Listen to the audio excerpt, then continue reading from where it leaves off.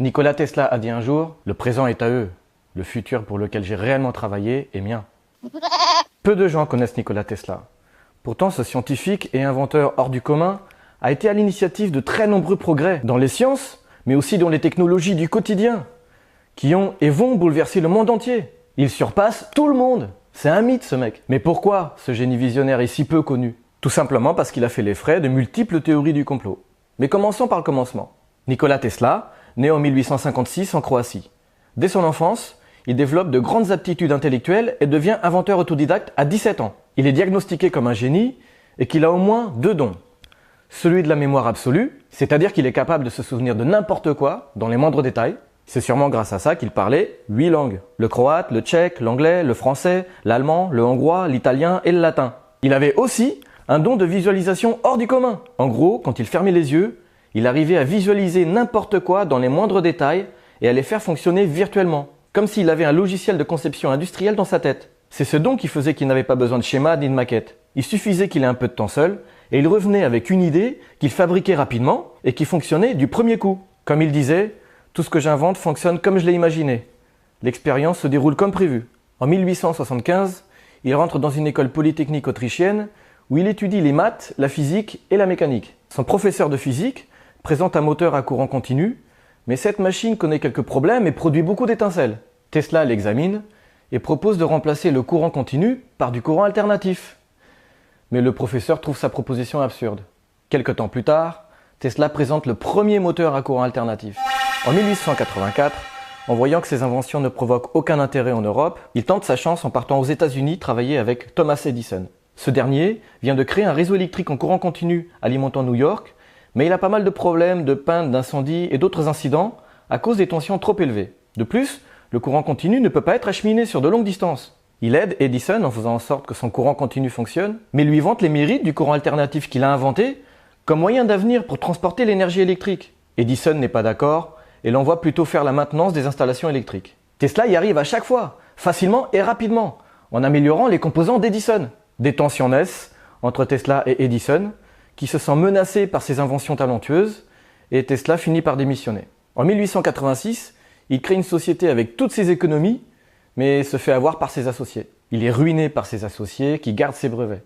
Pour survivre, il devient temporairement terrassier dans les rues de New York. Mais un groupe de financiers lui offre la possibilité de fonder une société avec son propre laboratoire. Il s'assure que ses revenus et brevets lui soient versés et fonde la Nikola Tesla Company. En 1888, il obtient un accord de licence pour utiliser ses transformateurs de courant alternatif. Une lutte titanesque s'engage alors entre Tesla et Edison. Edison fait même des démonstrations publiques d'électrocution de différents animaux pour prouver le danger du courant alternatif de Tesla. Pour la petite histoire, ces démonstrations conduisent à l'invention de la chaise électrique et l'adoption ensuite de l'électrocution pour exécuter les condamnés à mort. En 1893, grâce à l'aide financière de Westinghouse, il obtient le contrat pour le remplacement de toute l'infrastructure électrique en courant alternatif. Toute l'électricité utilisée dans le monde à cette époque sera produite, transmise, distribuée et transformée au moyen du système de Tesla. La transmission du courant sur des milliers de kilomètres n'est plus un problème. Il arrive même à exploiter l'énergie des chutes d'eau du Niagara en développant le premier barrage hydroélectrique permettant d'alimenter des villes entières. Il expose aussi qu'il faut beaucoup moins d'énergie pour produire de la lumière et présente la lampe haute fréquence, le premier tube néon quoi, dont le concept préfigure celui de l'accélérateur à particules d'ailleurs. On assiste alors à un essor fulgurant, une révolution même de l'industrie. Aujourd'hui, on appuie sur un bouton pour allumer la lumière.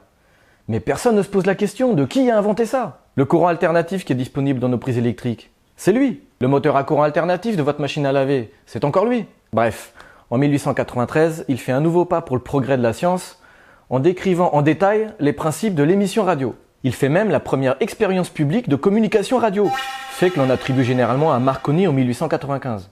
Tesla rêve d'un projet de radiodiffusion mondiale, mais dit que l'humanité n'a pas atteint un stade suffisamment avancé pour laisser les découvreurs mener leurs découvertes, les problèmes de financement et de brevets étant trop problématiques.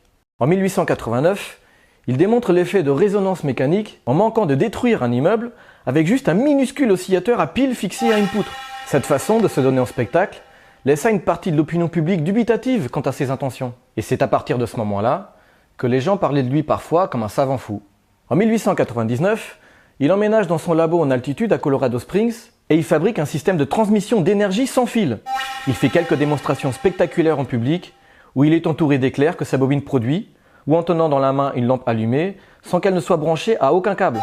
Certaines de ces expériences relatées par des journalistes disent qu'il réussissait à allumer une lampe à 42 km de distance sans aucun câble à l'aide de son émetteur.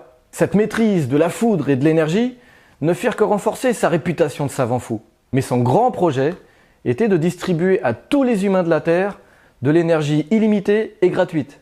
Alors il étudie dans son labo un phénomène connu sous le nom de résonance de Schumann. Et il découvre qu'il peut capter l'énergie contenue dans une sphère de résonance située autour de notre Terre, juste sous notre ionosphère. Cette énergie libérée par les éclairs qui se produisent continuellement partout dans le monde serait instantanément accessible partout et en même temps. Il suffirait de la canaliser avec des antennes réceptrices pour alimenter gratuitement et en illimité tout le monde en électricité où qu'on soit sur Terre. Il rencontre alors J.P. Morgan, un riche banquier qui le finance pour la construction de la tour de Wardenclyffe. Une tour qui servirait à la fois de transmission mondiale d'informations, fuseaux horaires, téléphonie, bulletins d'information, cours de la bourse, réseau de communication, bref, un truc qui laisse entrevoir la possibilité d'Internet et de la télévision, mais des décennies avant. Et que cette tour servirait aussi à capter de l'énergie de l'ionosphère et la transmettre. Et c'est ça qui intéressait principalement son investisseur. Tesla fait fonctionner sa tour et parvient à extraire de l'énergie de l'ionosphère. Les compagnies pétrolières tentaient de lui mettre des bâtons dans les roues, mais il tenait bon. Cependant, il découvre que si une personne mal intentionnée utiliserait son invention, il pourrait contrôler les fréquences de Schumann et ainsi modifier les ondes alpha des cerveaux de l'humanité et de tous les êtres vivants, ainsi que les conditions atmosphériques. Il fait d'ailleurs une petite expérience sur les ondes scalaires. Et on remarqua que tous les oiseaux et poissons avaient fui un périmètre de 30 km autour de la tour pendant l'expérience, et les autres animaux terrestres avaient des comportements étranges. Il prit conscience aussi que sa tour avait la faculté de canaliser tellement d'énergie issue de la ionosphère, quelques 2 milliards de volts, qu'il était en mesure d'abattre un avion ou détruire une ville avec une force plus dévastatrice qu'une bombe atomique, l'arme de destruction ultime. Alors conscient des conséquences terribles que son invention pourrait avoir, il le reconnaît dans les médias et décide d'arrêter son fabuleux projet d'offrir à l'humanité une énergie illimitée. Une malheureuse mais sage décision. Son matériel fut volé et la tour détruite par l'armée en 1917. Dépité par le manque de maturité des gens à utiliser à bien ses inventions, Nikola Tesla se retire dans un nouveau laboratoire à New York et plonge sur un projet de forcer les gouvernements à dépendre les uns des autres et ainsi mettre un terme à toutes les guerres.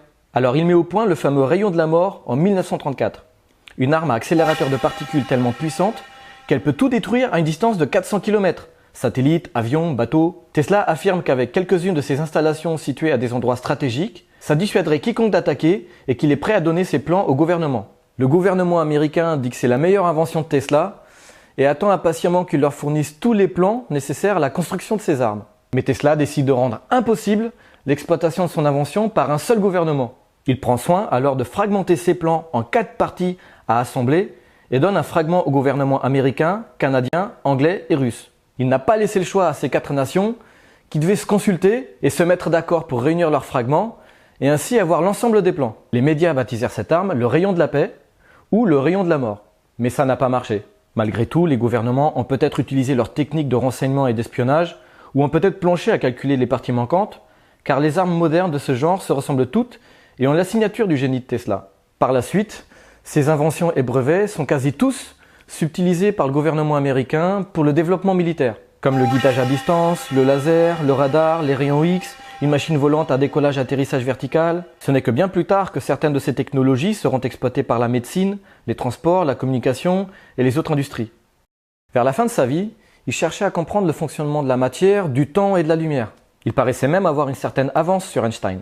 Ces découvertes ont provoqué chez lui une prise de conscience spirituelle et il se rapprocha du bouddhisme, dans lequel il trouvait que ça collait avec ses découvertes sur l'univers et l'énergie. Il n'est pas le seul parmi les érudits qui ont compris l'énergie à avoir eu cette illumination, comme Albert Einstein, qui ont tous reconnu la singulière perfection de la vie et de notre univers et qu'il fallait libérer l'esprit des contraintes du temps et de l'espace pour s'émanciper. Il disait « Si vous voulez trouver les secrets de l'univers, pensez en termes d'énergie, de fréquence et de vibration. » Il disait aussi « Si étonnants sont les faits dans cette connexion, qu'il semblerait que le Créateur lui-même avait conçu électriquement cette planète. » Il continue ses recherches, mais il est incompris de tous et ne fait qu'alimenter sa réputation de savant fou.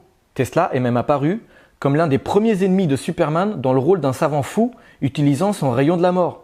Ses rivaux remportent les prix Nobel, ses investisseurs le lâchent les uns après les autres, Tesla finit par vivre à l'écart dans une chambre d'hôtel à nourrir les pigeons et son nom est progressivement oublié. À la suite des blessures d'un accident de la circulation, il décède dans sa chambre d'hôtel le 7 janvier 1943, seul, couvert de dettes, et en laissant derrière lui plus de 1000 brevets dérobés ou attribués à tort à Thomas Edison.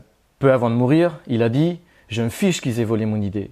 Je m'inquiète du fait qu'ils n'en aient pas eux-mêmes. » À bientôt et restez lucides.